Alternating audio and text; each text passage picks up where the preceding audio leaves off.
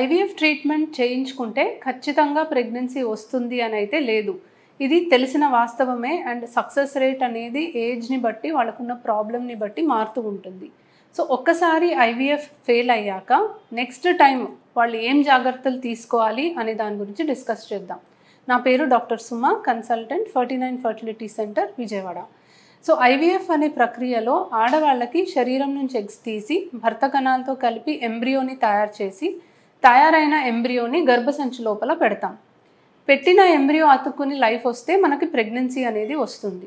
Pregnancy రావడానికి ఎంతవరకు chance ఉంది అనేది ఏజ్ ఎక్కువయ్యే కొద్ది ఛాన్సెస్ తగ్గుతాయి. అండ్ మనకి ఉన్న వేరియస్ ప్రాబ్లమ్స్ వల్ల, ఇప్పుడు స్పర్మ్ కౌంట్ బాగా తక్కువ ఉన్నా లేదా ఎండోమెట్రియోసిస్ లాంటి కండిషన్లో ఎగ్ క్వాలిటీ సరిగ్గా లేకపోయినా ఏజ్ ఎక్కువయ్యే కొద్ది కూడా మనకి సక్సెస్ రేట్ అనేది తగ్గుతూ వస్తుంది.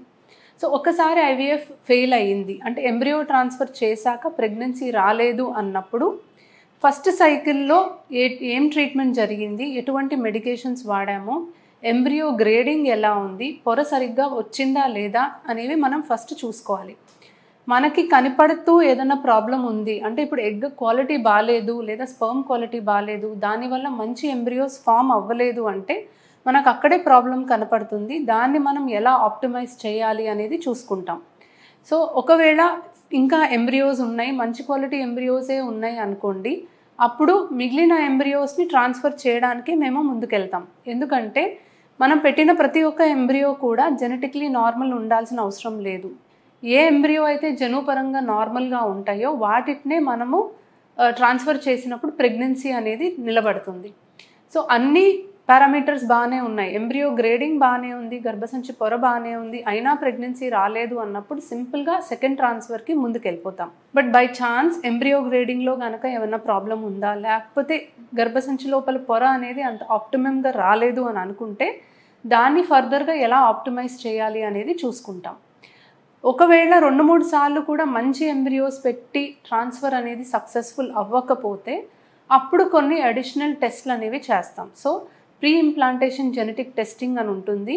ఎంబ్రియోస్ని ఫామ్ చేసిన తర్వాత ఎంబ్రియో జెనెటిక్లీ నార్మల్ ఉన్నాయా లేదా అనేది చూసుకొని జెనెటిక్లీ నార్మల్ ఉన్న ఎంబ్రియోని మనం ట్రాన్స్ఫర్ చేసుకోవచ్చు. రెండోది ఈరా టెస్ట్ అనేది ఉంటుంది. సో ఎండోమెట్రియల్ రిసెప్టివిటీ అరే అని అంటాం. అంటే గర్భసంచి లోపల పొర అనేది ఎంబ్రియో పెట్టిన తర్వాత అతుక్కోవడానికి ఎంతవరకు అనుకూలంగా ఉంది అనేది మనం ఈరా టెస్ట్లో తెలుసుకోగలం.